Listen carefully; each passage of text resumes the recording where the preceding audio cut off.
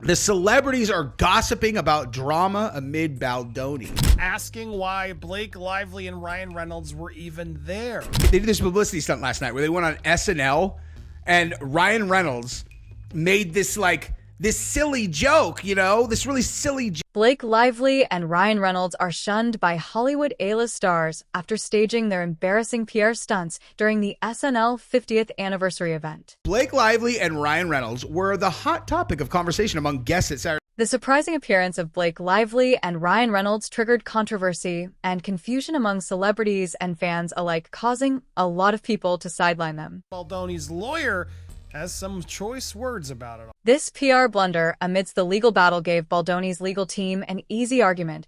If she is suffering so much, why does she appear completely fine in public? Oh boy, it looks like Lively is indeed going behind. Hey, Ryan Reynolds. Hey. Ryan Reynolds, how's it going? Great. Why? What have you heard? In the ongoing legal battle between Blake Lively and Justin Baldoni, the latest public appearance of Lively and her husband Ryan Reynolds at Saturday Night Live's 50th anniversary special has added fuel. It's SNL 50-year anniversary, and or Saturday night, whatever. Ryan Reynolds stands up, and she's like, "How's it going?" He's like, "Good. Why? What have you heard?" And it was all ha ha ha ha ha ha. So Blake Lively and Ryan Reynolds decided that the ideal moment to make a huge, flashy public appearance was amid a legal battle so chaotic it could be an SNL skit itself. On top of this, Ryan Reynolds cracked a joke about this entire legal dispute between his wife and Justin Baldoni that stunned the entire world, including his own wife. Reynolds, how's it going? Great. Why? What have you heard? This was the first public appearance for Blake Lively and Ryan Reynolds since she filed her civil rights complaint. Blake Lively and Ryan Reynolds' choice to stroll onto the Saturday Night Live 50th anniversary stage during an ongoing legal battle was certainly quite a decision. While most individuals facing serious sexual harassment allegations and multi-million-dollar lawsuits might stay quiet, reflect, and perhaps consult their legal team before making jokes, Blake and Ryan apparently thought, what this scandal needs some humor, but this joke has sparked a massive backlash against them. I didn't like him. Just gonna be straight with you. I didn't fucking like him. So they're both equally repulsive. From a legal perspective, Baldwin's team could argue that Lively and Reynolds' participation in a comedy program, particularly with jokes referencing the ongoing lawsuit, could be seen as minimizing the seriousness of the allegations. This public behavior might be used to challenge the sincerity and seriousness with which Lively regards her own claims, potentially weakening her position in the eyes of the court. Blake's SNL appearance might be exhibit in demonstrating that she isn't as affected as she claims. Baldwin's lawyers must be delighted because now they have visual evidence that weakens her entire argument. Radioactive. In one breath, Blake Lively is saying she was the subject of serious sexual harassment during the filming of It Ends With Us, and now they're making light of it on SNL's 50th reunion show. So tonally, it does seem off, and I can imagine people just wanting to stay away from it. You're going to catch shrapnel if you get involved in this drama. Blake Lively has reportedly claimed that the controversy surrounding It Ends With Us has caused her serious emotional distress. Her issues include online harassment from fans who believe the film is badly cast, and believe me, they are not wrong. The entire casting, wardrobe, and movie is a failure because the actress in the movie refuses to follow the instructions of the director. This is another accusation against Lively that she causes immense mental distress to the director of It Ends With Us that results in poor production of the movie. It starts with us, so I'm hoping to see you back in the double duty role. I think there are better people for that one. Justin. I think Blake Lively's ready to direct. That's what I think. So. Another problem, Lively is currently dealing with unfavorable media coverage that has placed her at the heart of Hollywood controversy. Will happily participate in releasing any further leaks that they have because the truth should be. Frankly, it is the consequence of all her actions. She started the media and PR war with Baldoni initially. She had the upper hand, so she was enjoying this entire situation. But as soon as Baldoni gains the upper hand, she starts crying like a baby. The major controversy emerged when her old interview was leaked, where she proudly claimed that she loves to sideline directors and take complete control of the movie for her own satisfaction. Film fulfilling for me, that I wanted to be a part of the storytelling, that I wanted to be a part of the narrative, whether that be in the writing, in the costume design, in creating the character. And oh, don't forget about the 168 pages of Baldoni's website where he has released raw footage, text messages, and voicemails involving him, and Lively, the behind-the-scenes footage along with emotional interviews of Baldoni tell the world that he could never harass her, like he simply doesn't have the courage to do it. Told them that I wasn't in the best place. I told them that I was exhausted, that I haven't given myself time to recover. The message tells the public that the accusation against Justin Baldoni seems about as legitimate as a $3 bill, apparently, instead of the typical Hollywood predator who abuses power and silences victims with hush money. We now have a guy who would open countless doors for people smiled far too much, had the audacity to not be a creep in an industry packed with them. Just when people thought Justin Baldoni was finally the bad guy, Blake Lively proved she will always be the bad guy. Justin Baldoni just released a piece of the puzzle that will destroy Blake Lively, Ryan Reynolds, Colleen Hoover, Taylor Swift, the New York... This caused Hollywood and the public to view Hollywood sweetheart Blake Lively, known for her wholesome Instagram baking and carefully crafted perfect wife persona, as a career assassin, and her partner in crime, none other than Ryan Reynolds, the walking meme factory, who somehow convinces us he's simply a lovable goofball while secretly pulling Machiavellian power moves behind the scenes. Victory. I mean, that behavior contradicts your argument that you want a fair trial and you don't want this to play out in the court of public opinion, yet you're standing in front of a room of celebrities on a national television show. It is understandable that many Hollywood celebrities distanced themselves and unfollowed her on Instagram after this kind of negative media coverage. Colleen Hoover, the writer of It Ends With Us, along with other feminists, also severed her ties with Lively. Her Instagram feed has no traces of Lively and Ryan in it. And then we'll talk about everybody making fun of them, like all the A-list celebrities. What are you doing here?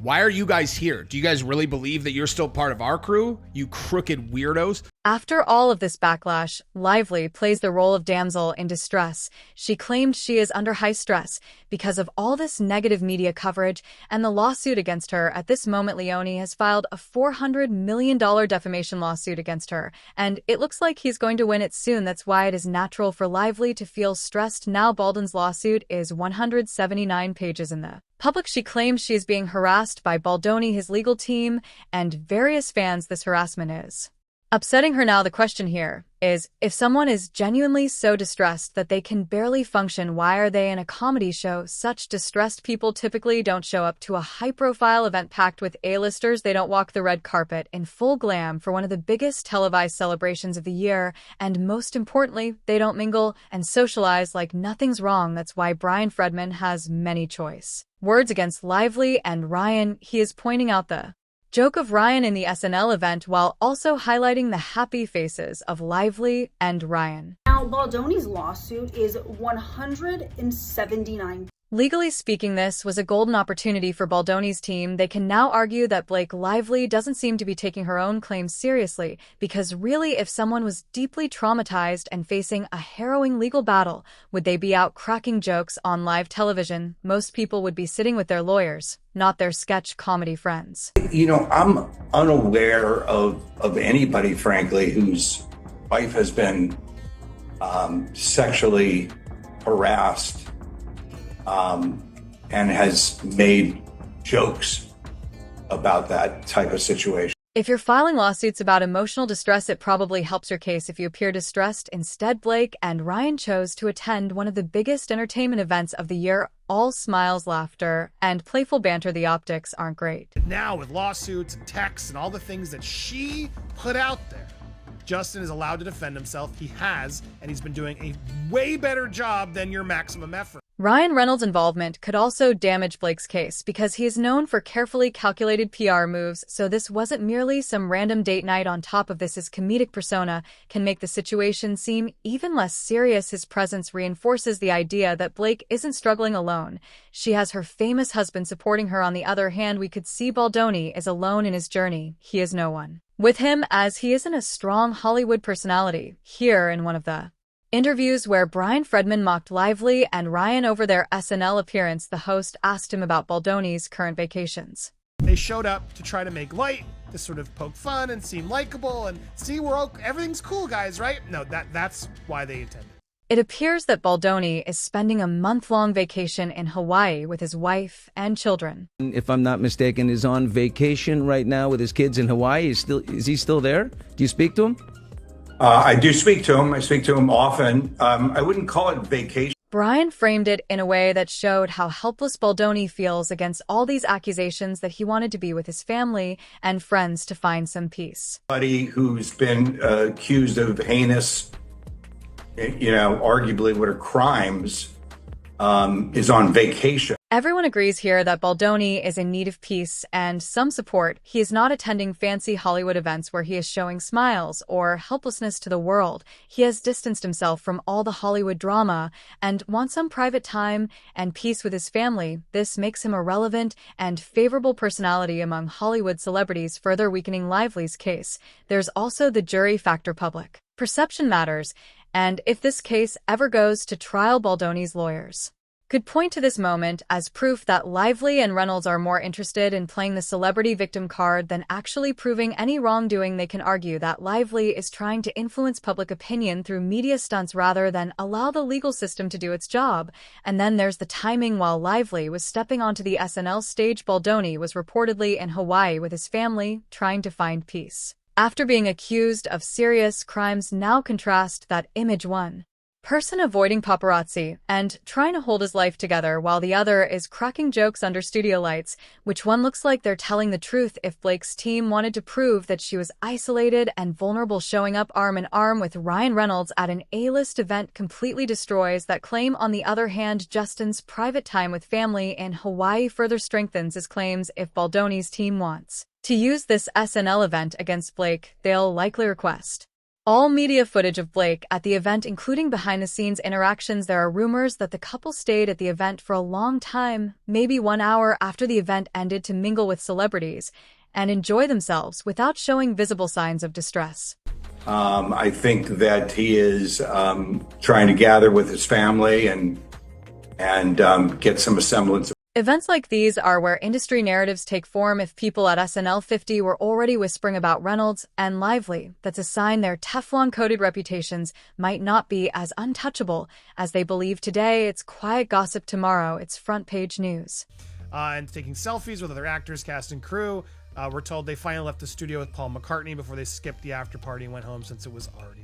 Why were Reynolds and Lively even there? This is the question circulating around the event, given the alleged controversy surrounding them, particularly their supposed involvement in the Justin Baldoni scandal. Many Hollywood insiders reportedly found it strange that they were walking around as if nothing had happened. They were side-eyeing them and didn't want to interact with them. Another unusual thing about Blake Lively and Ryan's presence at the SNL event is because of their controversial relationship.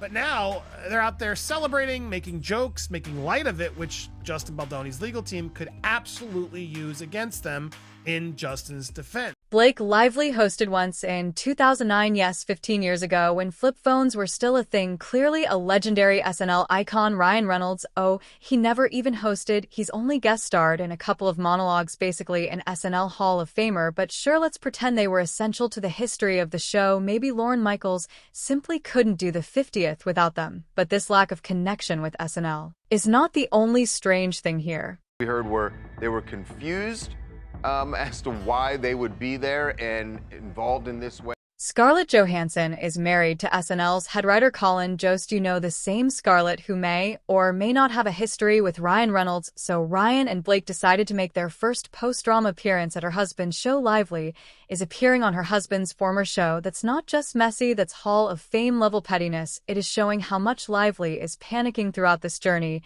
and is desperate to get the media and Hollywood on her side. But why did her PR strategy fail? It's really interesting. A lot of them are just not looking at him at all, even though he's standing and talking. Right. That's really interesting. And nobody's amused.